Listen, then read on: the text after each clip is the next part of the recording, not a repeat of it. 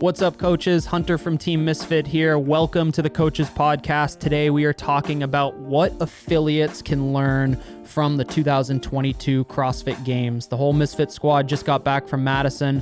We enjoyed watching the highest level athletes in our sport compete and throw down, but there's a lot of takeaways that we can take from those highest level athletes and bring them into our affiliate as we get into phase 1 for our affiliate programming. As a reminder, you can get a free 2-week trial in the SugarWOD marketplace and head to teammisfit.com to sign up today. Enjoy the show.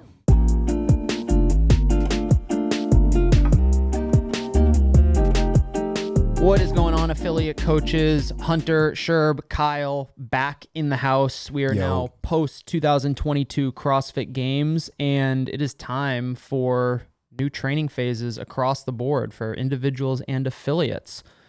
How you guys doing? Good. Start of the new year. Everyone's excited because the games just happened and people are charged up and ready to do 75 chest to bar pull-ups and a 5-mile bike and then 75 toes bar. How many people you think have done these workouts, or some version of these workouts already? Easily thousands of people. 94% of CrossFitters. Anytime there's a CrossFit Games workout and someone goes, I think I could do that, even if it's not written for them and it'll take them 7,000 hours longer than it's supposed to, you know, there's a little bit to the old school, like CrossFit.com style, like hero workout. It's kind of how I think of affiliate athletes who see the CrossFit Games workouts and are like, I can do that. Take these things on. I mean, you and I could maybe, if we could move the yoke, I don't know if we can move the yoke, and if we modified the squat clean back a little bit, from 315 to like 215, we could potentially do that, the back 9 modified, and it looks like a fun workout that's probably not cardio or conditioning at all for us, but a lot of standing around doing nothing. Sounds like a great 5-minute lifting session, be done for the day. Yeah, it's like doing King Kong back in the day, where you can do one of those movements okay, and the rest of them you kind of stand around for. So. Yeah. I'm going to tell our affiliate athletes if they want to do that, they want to bring their road bike in to do the 75, the bike to work event. They got to do their pull-ups and toes to bar with a helmet. Got to wear a helmet. I was thinking you just have to wear a helmet if you're on the assault bike. Even if you're on, that's actually You're attempting it. You wear a helmet, be safe. If you're going to attempt this workout, you got to be safe. Wear a helmet.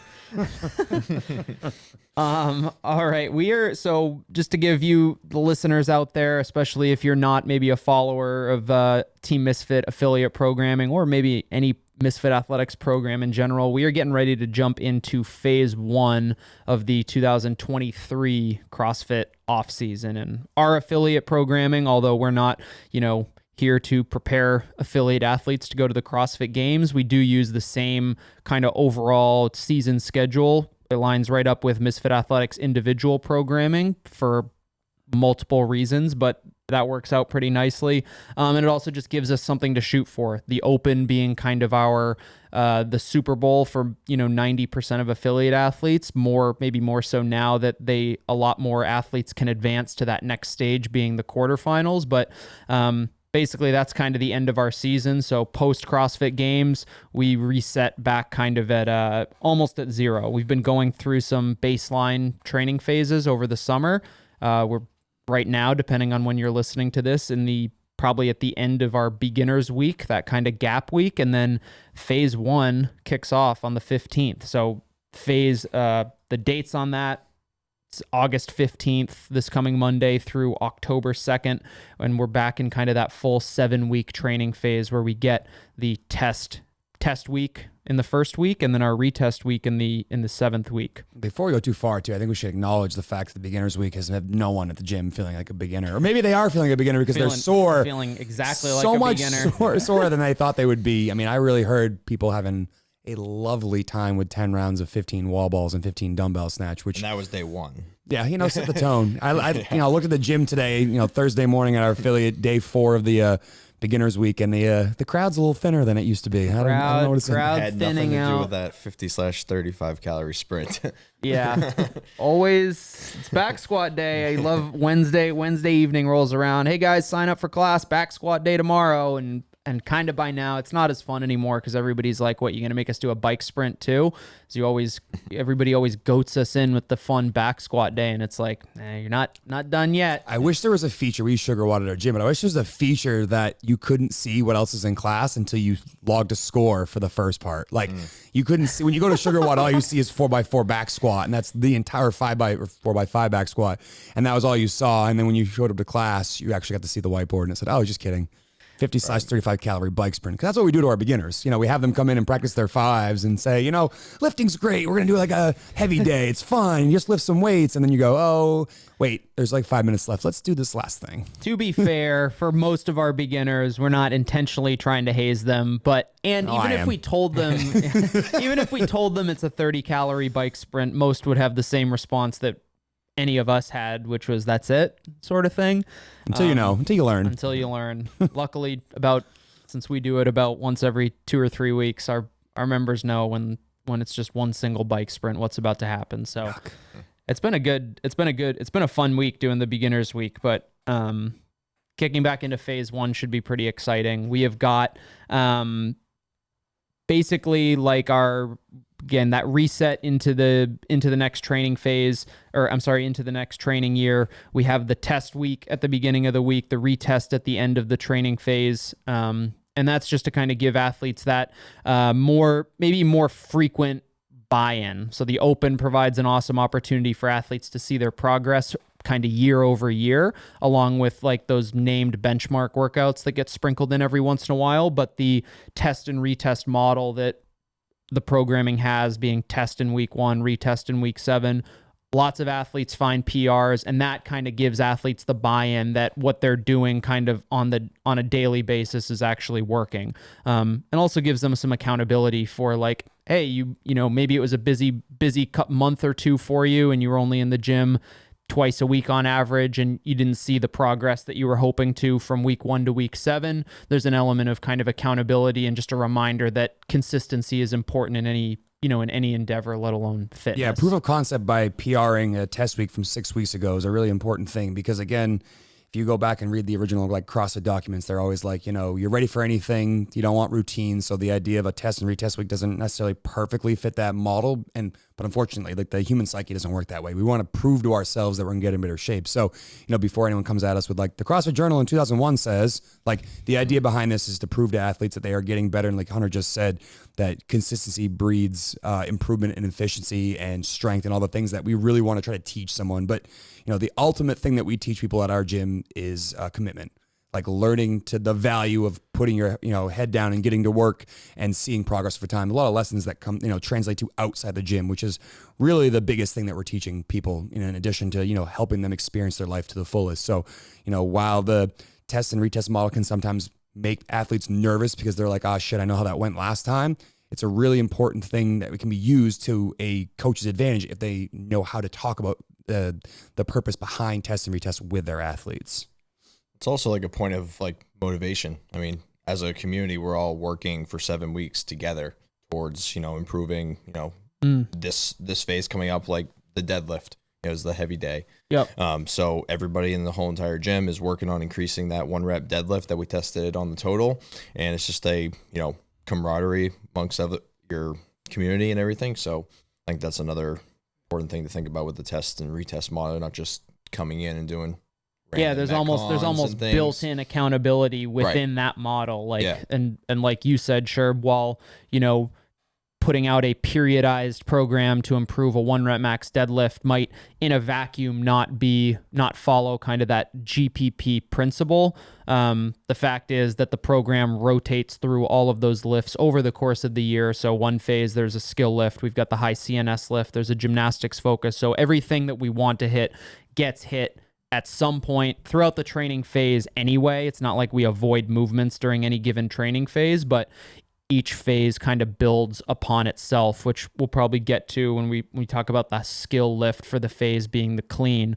We did front squat last phase. We're doing a tempo pull clean work this phase, and then next training phase in phase 2, athletes will get to, find a 1 rep max clean and work on that. So everything's kind of building upon itself in order to create that super well-rounded GPP model. So the topic for today, we're gonna talk phase one a little bit as well, but the main topic that we're gonna talk about is what affiliates can learn from the 2022 CrossFit Games. And I'm gonna let you guys kind of take this whichever direction you want, whether it's a programming thing, whether it's a maybe it's a variance thing, GPP thing, whatever you guys think. But to kind of kick it off, let's go around. We'll start with favorite. Actually, we'll go one person at a time. Favorite and then least favorite games event and why. Kyle, you first. Kyle? Cool.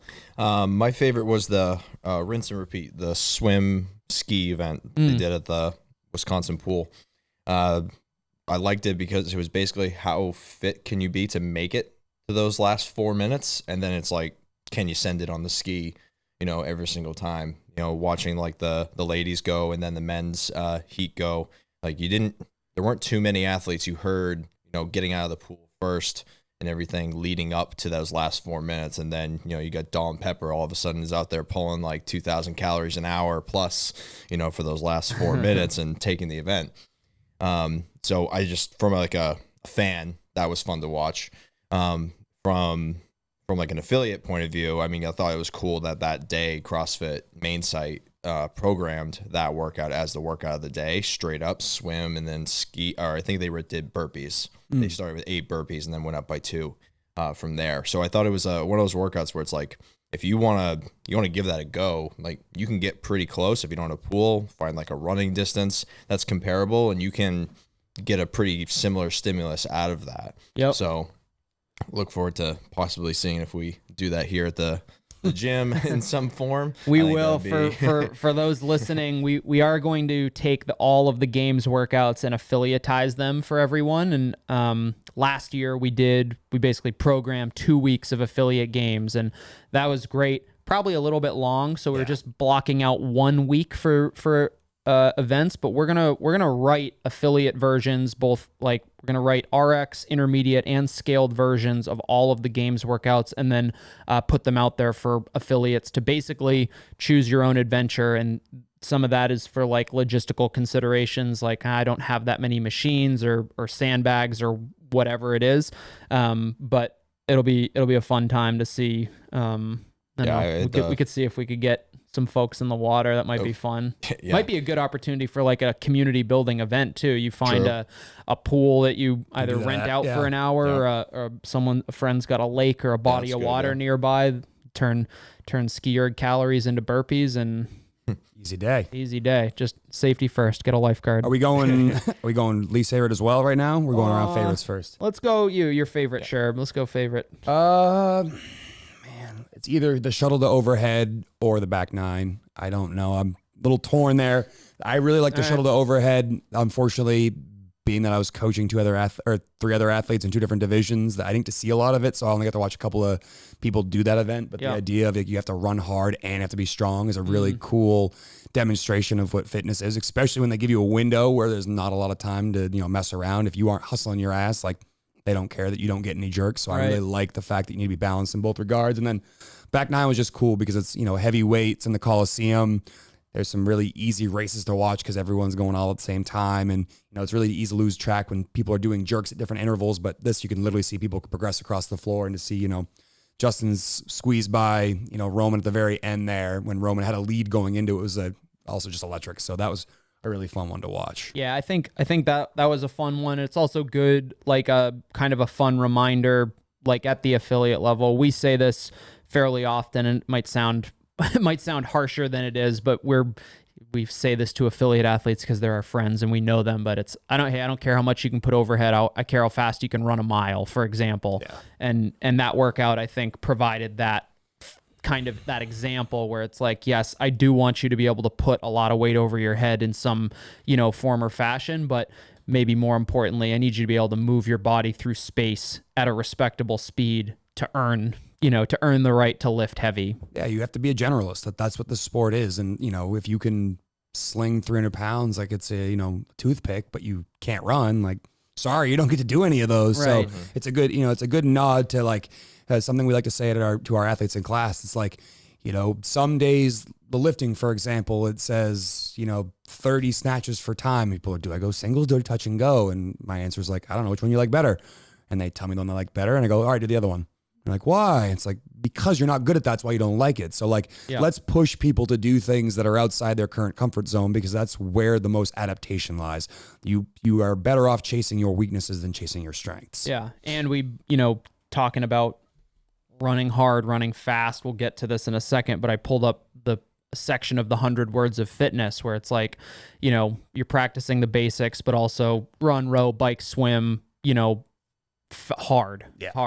But we obviously like to go long, medium, and short too, but that intensity, having that metabolic conditioning is kind of the base of the pyramid, so to speak, just above nutrition, is kind of like, hey, this is that workout, right? You can't run very fast. Like, we got to get your conditioning up before we're worried about you increasing how much weight you can put overhead. In the space of fitness and health, this is really the first document that's outside of someone training specifically for a sport where they're like, no, just go run long, do a little bit of aerobic work. This is the first fitness methodology that I'm aware of that is advocating for intervals.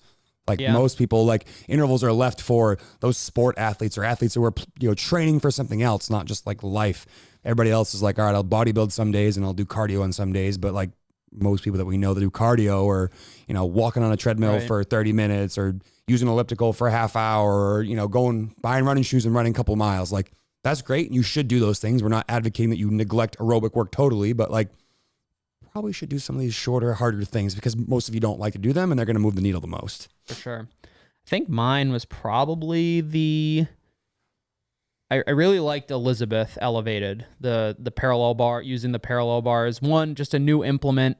So from a spectator perspective, that was cool watching athletes figure that out, kind of the unknowable element.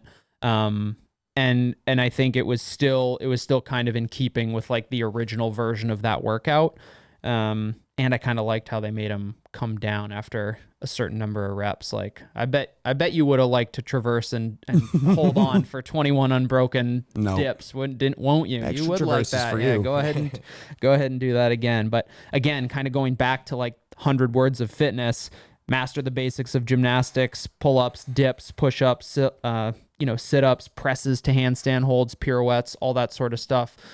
Boz talked about that before the games, kind of going back to the basics. And I think that was a great representation of that, getting, teaching athletes to, get comfortable moving their body weight. And we're going to be doing that, kind of a continuation from our previous phase where we spent 12 weeks working on strict pull-ups and push-ups, partially for all of, those 100 words that we just talked about. But, this phase, we've got handstand push-ups and ring dips as kind of the gymnastics focal points for the phase. So we're kind of building on stuff that we've learned, but still kind of keeping within that original methodology of, hey, let's master the basics of let's get people comfortable being upside down. Let's get people comfortable on top of an unstable, apparatus being the rings. If you've got parallel bars at your gym, better, even better. That's cool. We want to get athletes comfortable doing stuff that's a little different. So it was nice to see him stick true to his word too. He said, there are going to be things in this CrossFit Games that if you aren't regularly practicing, the old school doctrine of CrossFit, there's a good chance you're going to get exposed and stuff. And I mean, between the single unders that had to be unbroken and the parallel bars that had to be traversed, the pegboard, next evolution of you got to climb it legless. There were a bunch of things in this CrossFit Games that I think were essentially setting the intention for what needs to be practiced more often. And, most of those things lean towards the gymnastics basis because, Boz's background is, I think he's trying to be a circus performer or something like that. Circus, So, it's a good nod for every affiliate out there to realize that every single day you don't need to beat people's heads in with intensity, and that sometimes literally the old school doctrines used to say, pound out a quick couplet or triplet. It takes you probably 5 or 10 minutes and then spend some time with skills.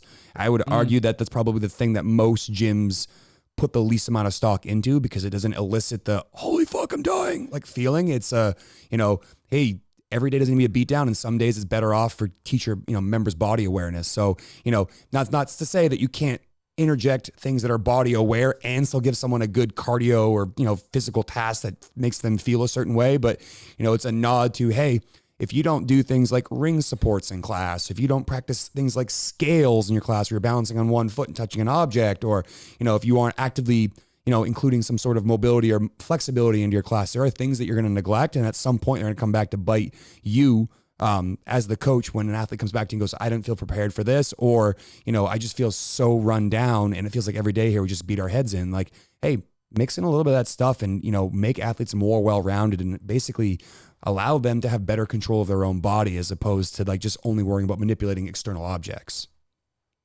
Yeah, I think the gymnastics elements are really cool. That's, because those are movements a lot like when we're thinking of the gymnastics movements in CrossFit. Those are like the sexy, fun movements. The body weight equivalent of the snatch and the clean and jerk, the things that everybody wants to get good at, and that's terrific. We want athletes building that, but like from a like kind of you were alluding to, a lot of people come to a CrossFit gym expecting like to get their heads beaten to the wall every day, and we do plenty of that. See beginners day 4, heavy sets of 5 back squat and a 50 cal bike sprint. We get the intensity, but we also there's a lot to be said about the neurological adaptation that occurs when an athlete's working really, really hard to find balance on one leg or find balance on top of the rings. Or again, if you got parallel bars, stuff that we saw athletes figure out at the games, like there's a lot of benefit in that skill acquisition that we talk about so often for individuals and affiliates. So, yeah, absolutely. I think that's a super useful. Least favorite. So this was hard because I liked them all. Like I thought it was a really good test overall. But if I'm gonna pick my least favorite, because they were all kind of favorites. Yep, least favorite. I would go with the skill medley only in the sense that they did it elimination style. I wish they got like a few more athletes to play a little bit longer. I mean, I get it's like you got to earn the right to keep playing and do those higher skills. Like, because I mean, I think seeing like videos of like Fikowski in the warm up area, like cranking out like the crossovers, and he didn't get past round 1, So I mean, get back on those single unders, Fikowski. Right. I mean, so that's my only rationale there. I thought it was definitely a cool test throwing something that like was I don't think anybody expected to see there at the kind end. Of interesting too, because like that workout was effectively the only reason Tia wasn't in the leader's jersey for the entire weekend. She had to kind of dig herself out of a hole because of a 1-inch jump and a single spin. 1-inch jump and a single jump rope prevented the fittest woman in the universe from proceeding into that event. So yeah, I think that was cool. That was a cool event. But I understand why that was like, that's not a bad reason. I'm going to go with the alpaca. It's such a shame that it didn't get run the way it was supposed to get run. Danny Spiegel does not win that event or come in second, I think should, if that is including the legless rope climbs. Because I don't know if you guys watched the video of them talking about it, and they didn't allude to this until it was posted on main site. That was a legless climb up and down. You could not use your legs at all on that rope climb. Didn't they have to start seated as well? They had to start seated. The rope had to stay on the side of their body, and if it went in between their legs, the rope didn't count. So if at some point up the rope, that rope found its way through the legs, the rope climb did not count. Wow. They had to restart. Wow. So again, when a workout has I think it had like a 16 or an 18-minute time cap, and everyone does it in 6 minutes because they take out the thing that's going to get everyone stuck the more so. Separator. Yeah, I mean, don't get me wrong. There are clearly athletes who could move those kettlebells no problem, but basically, a lot of other CrossFit critics out there call this like the body weight. Whoever weighed the most won this workout. And without that legless rope climb in there, there's some credence to that like claim because again, the bigger athletes had a much easier time moving the sled and moving the kettlebell. So great idea.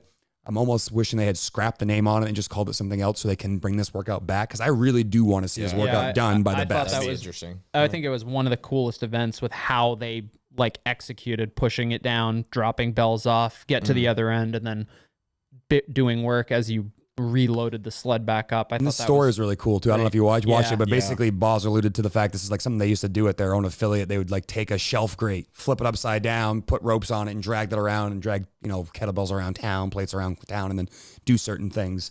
I know you didn't ask for 2, but I'm gonna give you another one. The block handstand push-up would have been awesome if there were an easier standard, a more standardized standard. And again, I think it worked in some athletes' favors and it really killed some other athletes. But a subjective, like someone giving like the one eye squint over there and being like, close enough. Like that's a bummer. So if they find a way to standardize that, I love it. That's the only quibble I had with that one. But a really cool event that I think, just like the alpaca, just missed because of something that could have hopefully been, will be foreseen next time and fixed.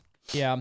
I think my least favorite was hat trick. The 3 rounds of 30-foot wall balls. 20 wall balls to a 600-foot target and then 6 dumbbell snatches. And I think that was mostly just because it was so late in the weekend, and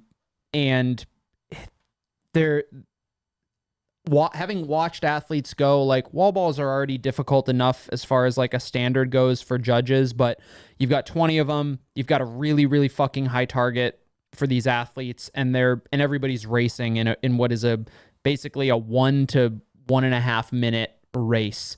And just one single no rep on the wall ball puts you behind by about 3 seconds. We saw usually it takes an athlete 30 or a minute to do about 30 wall balls. These guys were doing their 20 wall balls in about that amount of time just because of the added height the ball had to travel. And so if you take 1, maybe even 2 no reps there, you're already in trouble. And I understand that there's that element of, the accuracy, which seemed to be at kind of a premium in the Boz's first edition of programming. There's a lot of events where the margin for error was very, very small. I think my issue was more just there's a lot of gray area with the wall ball.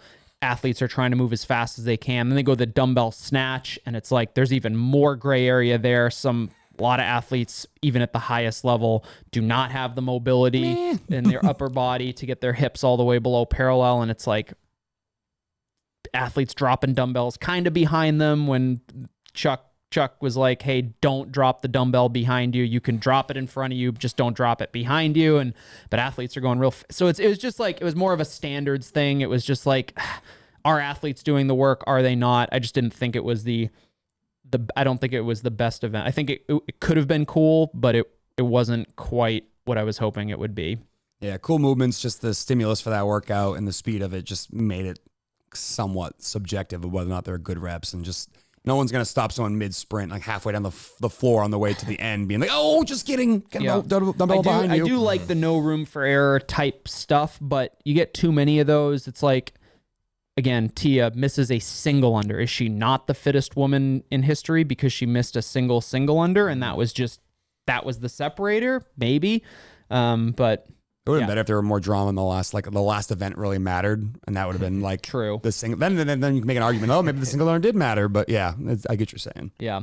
So I kind of want to read this section. We talked about it before. I'm going to read this section of 100 words of fitness, and just going to kind of again rehash what we've got coming up in phase 1, so that you affiliates know. And if you're new, you get an idea of how things work. But the section of 100 words of fitness is practice and train major lifts: deadlift, clean, squat, press, clean and jerk, and snatch. Similarly, master the basics of gymnastics: pull-ups, dip, rope climb, push-ups, sit-ups, presses to handstand, pirouette, flips, splits, and holds. We didn't see any flips, splits, or holds. Hey, weird. I don't see any muscle-ups in the 100 word of fitness. Damn, you kidding me?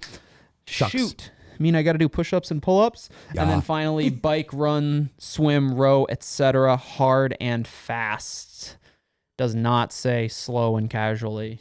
Interestingly enough, doesn't say jump rope either. I think we should get rid of it. Doesn't say jump rope either. Kyle, let's get rid of it. I don't see jump rope in there. Let's get rid of that stupid thing. But when we're kind of looking at that, going through how we build out kind of the phase of training, I think we hit most of those marks. Like we said, I think you mentioned, Kyle, high CNS lift for the phase is that deadlift, and we're going to make athletes do them as singles. So similar to, what was the name of the event? Back nine, the back nine event at the games. To be fair, we had written this before that games event got announced. So took some inspiration from the last chance qualifier, actually, where athletes need to release their grip on each rep of their set of 5, 4, 3 deadlifts. And the reason for that is not to turn athletes into competitors, but hey, we talk a lot about things like midline stabilization, and we all know what happens after, 5, 6, 7 reps of an unbroken set of deadlifts. Things start to get wonky. We're going to make athletes either stand up or at least release their grip on the bar, and that's going to force them to restabilize their midline, regain tension, and learn how to push themselves, kind of push their feet into the floor instead of pulling the bar off the floor with their back. Yeah, no stretch reflex, no dribbling the barbell across the floor. Like, you actually have to do it correct, and this will expose people who think they are good deadlifters, who rely on things like a stretch reflex or the plates bouncing to get better at deadlifters. Like, the idea behind this session should be, whether it's sets of 5 or sets of 3, as it will go kind of down throughout the phase, is that every single rep is done exactly the same, and that athletes treat every single set and every single rep as if it were the only thing they were doing the entire time. And this will translate to a much stronger pull because, again, athletes do rely on those two things too much. And when we're seeing athletes do a 1 rep max deadlift, it's pretty uncommon that we see an athlete get the bar 6 inches off the floor and then drop it because they didn't have the juice left. It's either that bar eventually leaves the floor and the athlete finishes the rep, or that bitch is stapled to the floor and it's not going anywhere. So we're forcing athletes to regain tension almost gets them to do, that 1 rep max style of lift multiple times. So we're hoping that translates to an improved 1 rep max. Another addition, or kind of not an addition, but a continuation. We got a lot of good feedback on that deadlift day. That's the lift only day for the phase.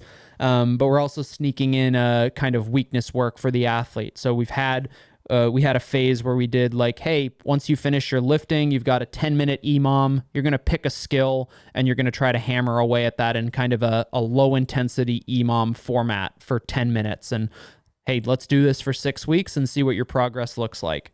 Athletes really liked it. So we brought it back, but this time it's going to be in kind of a capacity builder format. That's what we're calling it. So a similar style, like an EMOM or every 2-minute style, where athletes can pick a movement that they want to get better at. And instead of just like maybe 1 or 2 reps where the focus is heavily on the skill acquisition component, we're saying, hey, let's either continue that. You just learned a new skill. Now let's try to build up the capacity a little bit. Or maybe you already have a skill, but you are lacking in that capacity. We're going to tell athletes, hey, let's pick a repeatable set of, let's say pull-ups, of kipping pull-ups that you want to work on and get better at. And you get a chance to do that in a class and, maybe start to pluck away at those pull-ups, dips, rope climbs, the gymnastics, the presses to handstand, stuff like that. Yeah, one of the things that we don't want an athlete to do is to essentially intermix skills they haven't developed with some capacity in the middle of a Metcon, because it just kills the intensity. And again, I had the conversation yesterday with an athlete who wanted to do toes to bar in our beginner's week of, the 30, 20, 10, kettlebell swing, toe to bar, calorie row. And they're like, I really want to do toes to bar. And I said, tell me what happens when you do a toes to bar. She's like, I do one and I kind of like swing in between and I have to reestablish. I go, all right, so what happens when you're not doing toes to bar? She goes, I'm standing around. I'm like, all right, if you're standing around, what's happening? I'm not doing anything. And I'm like, exactly why we don't want it in a workout. But we do need to afford athletes some time to do those things in class under the gaze of the coach, so they can get some feedback on it. Again, these sessions are a really important way for an athlete and a coach to work together to eventually dissect what's going on and to give them something kind of to work on in class. Where again, intensity is not the premium here. The premium is trying to get better at something. So this is not a permission for a coach turn the clock on for 10 minutes and then go sit up the whiteboard and play DJ. This is an opportunity for them to be like, all right, I know this is a skill you've been dying to get. Here is the game plan to how to get this set. And, coaches should err on the side of making it incredibly easy early on so that athletes actually build fundamentals. And then as they show proficiency, begin to like layer on levels of, difficulty, like whether that's linking reps or finding ways to, grip the pull-up bar differently, or maybe it's the line of action of the athlete's moving, like finding something the athlete can kind of hone in on and be like, if you do this for 6 weeks, you'll see tremendous progress. And I know we just had the opportunity to do that with that 12-week progression. It's just, again, a continuation of that as we, move into the new season. Skill lift, the clean. Now, I talked about this a little bit before, but to kind of tie this over to our original topic, the CrossFit Games, I think one of the coolest things, the Sandbag Clean, I know you really liked it. That was like a lot of our members when it was like, hey, what was your favorite event? The Sandbag Clean, the 1 rep max was cool, and that's up there for me as well. But I think what the coolest part about this was for me was that when I'm in the athlete area, in the warm-up area, they have sandbags ranging from 100 pounds in sporadic increments all the way up to 300. They had one or I think they had a 300. They had a 260 and then a 300-pound bag, which is about halfway through the men's ladder. The 260 obviously exceeded the heaviest bag of the women's ladder, but like watching all of those athletes mess around with the sandbag, and they had the strongman back there who was there to like help athletes, I was not convinced that there was going to be any athlete who was going to get halfway through their respective ladder. Like I watched Laza, and I'll throw his name out there because we were chatting all weekend. He was like, he watched Danny Spiegel clean the 230 really easily while he's warming up for his heat.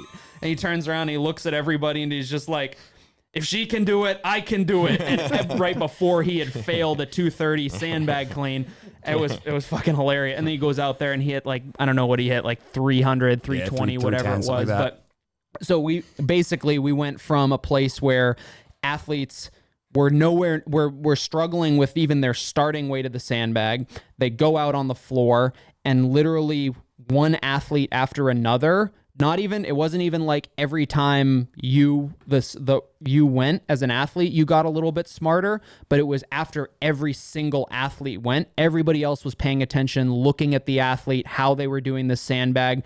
Is there an easier way to do this? Why is that person maybe not as strong as me, but making it look so much easier? It's because they were paying attention, and that skill development was literally occurring in real time at the highest level. And that's why we have those movements in the program, why we have a phase dedicated to the skill element of the clean, because skill unlocks strength. Hey, look at Nick Matthew. Who would have picked Nick Matthew to be in the running for a top score in that workout? Just if you had like lined up all of the males side by side. Not me. I don't think anybody, but again, just look at that. Saxon. Was it Saxon or Spencer who was Saxon? I don't Don't remember. hold me to it. One of the two pan chicks. Yeah. Not a particularly physically formidable individual. What was creeping up on double body weight in a sandbag clean. I think that was sneakily the most impressive thing. Him and Nick Matthew. Yeah, mind blowing. On the women's side, the woman who came in second. Yeah, Dahlstrom, Jacqueline Dahlstrom. Same idea. She picked up like 100 pounds more than she weighs. It's crazy. Yeah. And again, that's why the idea behind taking the extra time to do technique work and go, basically walk before you jog, before you run is really important. And honestly, a difficult thing to teach athletes. But again, there is no greater example of that than like you just said. Like, watch athletes learn from one another and just see the ones that are so obsessed with learning how to do something the right way make tremendous strides ahead of someone who's just like putting their head down and just grinding day in and day out. So, if you are that coach at an affiliate that has athletes that just keep pushing back, the skill unlocks your strength thing is a great argument. And, we saw our gym, we saw tremendous progress with the tempo pull squat snatch last year, which is exactly why you see a clean this year, is that it was such an effective drill for teaching athletes how to get the right positions and take them through the idea of like, if you hit all of these checkboxes on the way up, you're going to be in the right position, which means you can now use the strength that you developed in your squats and your deadlifts and now translate it to things that are tested. Because unfortunately in our sport, pretty rarely do you test your back squat and your deadlift relative to those other Olympic lifts. I mean, two things, like going back to last phase, and you said it, Hunter, like we started with the front squat skill last phase, and then we tested a 1 rep front squat. I mean, I underlined many numbers on the board that day for PRs. Yep. So like the skill unlocks the strength that happened, across the 6 weeks of the last phase.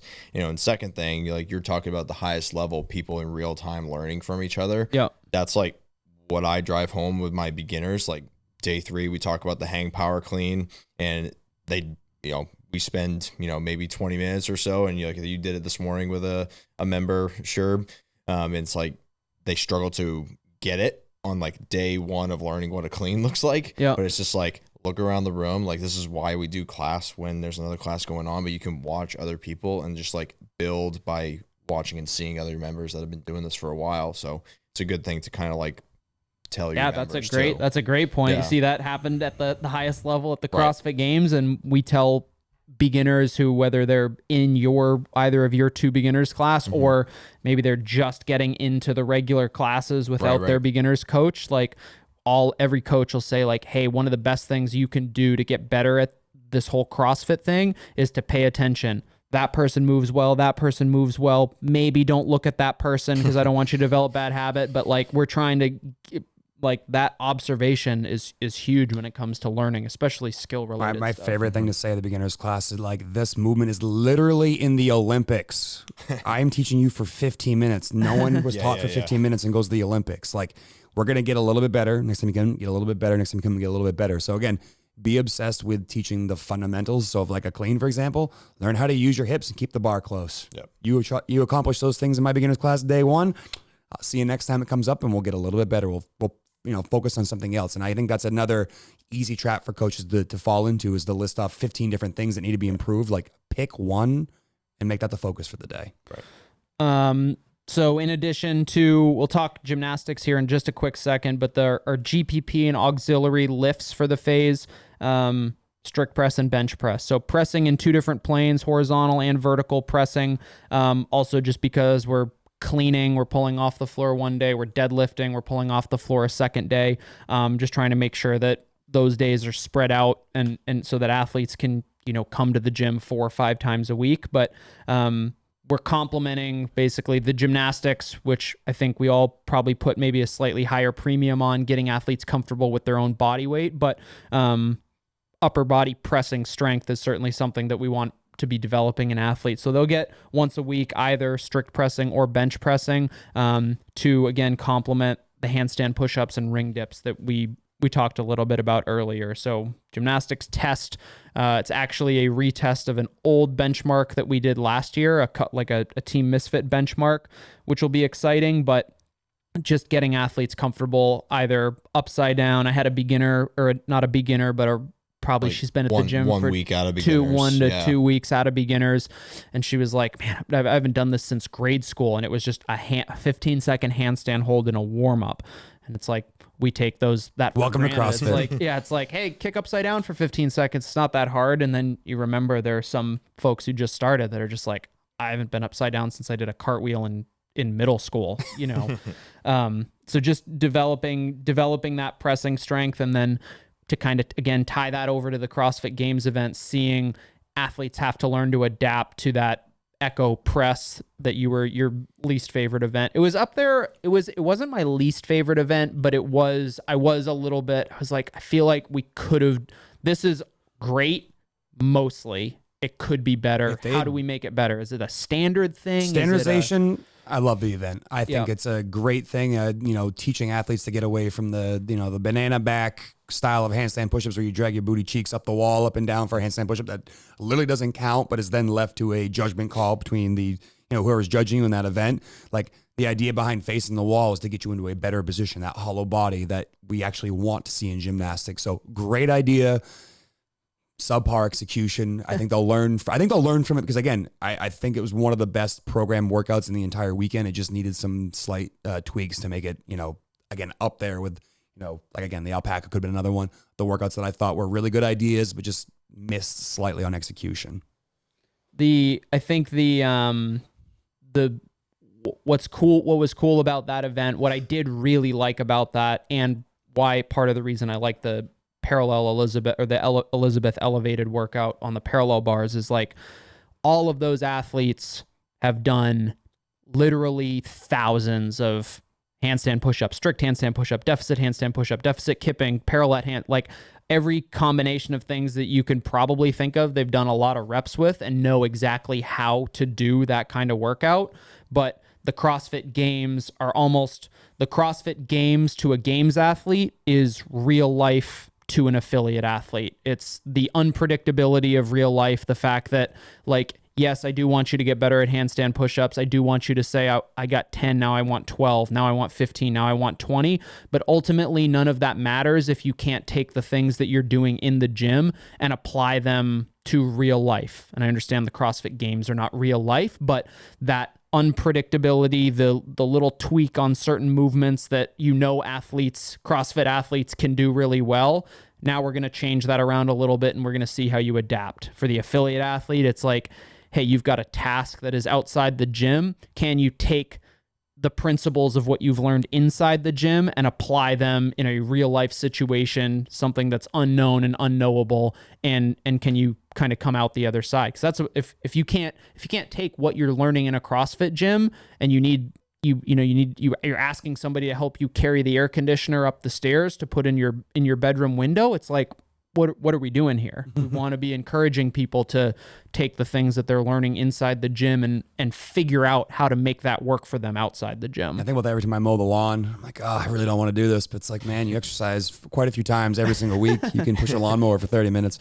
I know, a little bit of a farce there, but like seriously, there's some times when I'm doing housework, I'm like, I can do a lot of hard things. 30 minutes. What's like hanging up laundry in your basement? Push. I can put 250 pounds over my head, but you ask me to hold my arms over and like hang a t-shirt up on a hanger for more than like 2. It's impossible. Need a nap it's impossible. All right. Hitting the last 2 points on the program real quick. The in-WOD lifting for the phase snatch.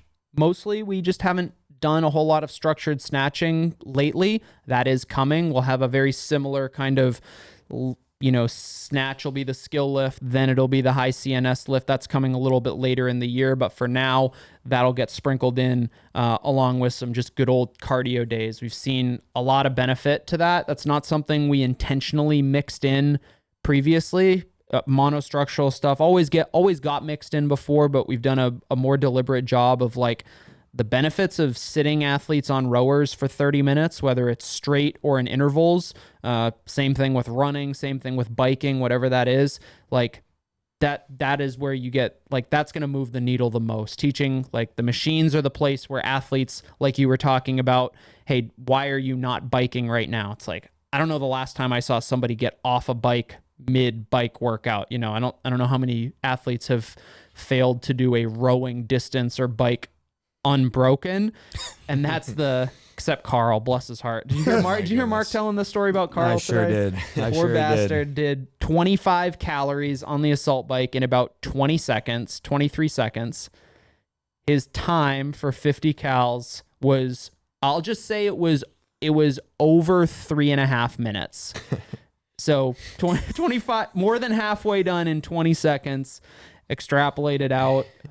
He may have only averaged about 7 more calories a minute for the next few minutes. Guy. He may or may not have gotten off the bike and that's where I was going. He did in fact break up his 150 cal bike Wait, sprint. this has to be unbroken? But he went hard. He biked, he bike, ran, swim, row, etc. hard and fast. So he got his intensity. But so we've got those cardio days mixed in, and then for our competitor extra, just kind of as a reminder to folks, we provide everybody with usually 3, sometimes 2, depending on the day, training pieces per day. So we've got our strength and our conditioning that are, those 2 pieces are designed to fit in the 1-hour class. Sometimes it's only lifting, like we talked about for the deadlift this phase. Sometimes it's only conditioning because we want to get that long cardio aspect into class. But we do have that competitor extra for athletes who maybe want a little bit more, maybe are seeking to pursue quarterfinals or trying to get into the, the competitive side of CrossFit, or just simply want a little bit more and can actually, dedicate the time and intensity to doing these pieces correctly. One of the things that those competitor extra or that competitor extra is going to have is a back squat once a week. So, just something to kind of maintain squatting strength while we're focusing on a deadlift and a skill-based clean. And that's also going to help when we go to that 1 rep max clean next phase. We develop the leg strength with the back squat. We express the leg strength through, that clean or a snatch or a clean and jerk, something like that. But gentlemen, that pretty much wraps up the phase. Sure does. I'm excited to see what people can get out of the single deadlifts. One of the things that we really try to do at Team Misfit and MisfitAthletics.com is to find the most effective way to move the needle for athletes. And one of the things that I think we do more so than anybody else is experiment and figure out and practice ourselves. You know, we use ourselves as guinea pigs ahead of time, ask the group amongst us sitting at this table, like, what do we think would be the most effective way to move the needle this way, but also not make athletes bored because they've done the same squat program, the same deadlift program, the same cleaning progression for year after year after year. You know, one of the things I think we do a really good job of is experimentation, and, you know, the no better encapsulation of that in the deadlift work from this upcoming phase. So excited to see how athletes, you know, respond to the 5 singles, 4 singles, and 3 singles. And, you know, really excited to see what that translates to a big clean PR, because, you know, the deadlift PRs and the clean PRs, those ones where you can really load the barbell up with really heavy weight, are the ones that, you know, athletes are probably most proud of. Even us as coaches are like more excited about watching tempo cleans done the right way than we are heavy deadlifts. But again, gets the people going, should be a fun time, and, you know, no better time than now to jump on. I'm mostly excited for the burpee and wall ball conditioning test to watch that. But Kyle, final thoughts? I guess my final thoughts is more kind of related back to like the games. And I mean, I typically on these podcasts like always call back to like beginners, because I coach a lot of them here. Just making sure, coaches, if you're running like beginners, you know, courses, don't be afraid to like educate them on what the CrossFit Games are, because it's just like super motivating. It's like one of the few things in like adult, like physical, like I guess I'll call it sports, that like we're doing what the pros are doing to a different degree. You know, I kind of liken it to like when you're playing Little League, like you imagine like you're doing what, you know, the pros are doing and everything. So now I'm like 30 years old. Imagine what the pros are doing, you know, and it's something that's just keeps me motivated personally, but also, you know, it's cool to see kind of when you tell a group of people that just walked in off the street for the first time that don't really know what CrossFit is, be like, yeah, this is a sport, you know, at the highest level. And it's just, I think in with that regard too, it's like they, you know, I think CrossFit did a pretty good job of making a bunch of educational posts over the course of the games, which was, I'm sure, strategic, but it was pretty cool to be like, hey, this is they posted like the sick, well, fit continuum, and reminding athletes like, yeah, it is a sport for the highest level for athletes who are trying to make a, you know, a career out of this or to make money doing this. But ultimately what they've done is they have optimal fitness, you know, in order for a CrossFit Games athlete to somehow fall off of games level fitness and become, you know, decrepit in a wheelchair, like they've got to pass through a lot of, you know, just only, you know, being very fit to being like moderately fit to being just like average to being sick to being really sick. Like we're teaching athletes to build that buffer. And those games athletes kind of provide the pinnacle of like, hey, this is what optimal fitness looks like, and at every age, because we've got the teens and masters along with the individuals as well. But for me, I think final takeaways, I think in addition to what you guys were both saying, is that having the mentality of a coach of the hashing out and reiterating the importance of being really good at the basics is ultimately the foundation for athletes to build off of. If athletes want to get good or to learn how to snatch a lot of weight, to learn how to link lots of muscle ups, to do all the sexy stuff, all of that is built on a foundation of, you know, good movement, of being good at the basics, the squats, the presses, the holds, the pull-ups, push-ups, the not so sexy basics. We have to be able to communicate to athletes how important those are for their own well-being. But it's like, hey, you want to get those really high skill movements, you want to look cool, like we got to nail down the basics first. Agreed. Phase 1 starts. TeamMisfit.com or the SugarWOD marketplace starts Monday, August 15th. That'll run for 7 whole weeks. So if you miss that first week, not a huge deal. Jump your affiliate on board. We'll have that first week in September. Once September's programming is released, we'll have those affiliatized games workouts so that you guys have, if you haven't already run any of those events, we can give you some ideas as well as scaling options, some logistical considerations, all those things to make sure that you guys are having a successful run of the 2022 CrossFit Games. But we're excited to kick off a new training phase, kind of get back into it, and we'll see you guys out there.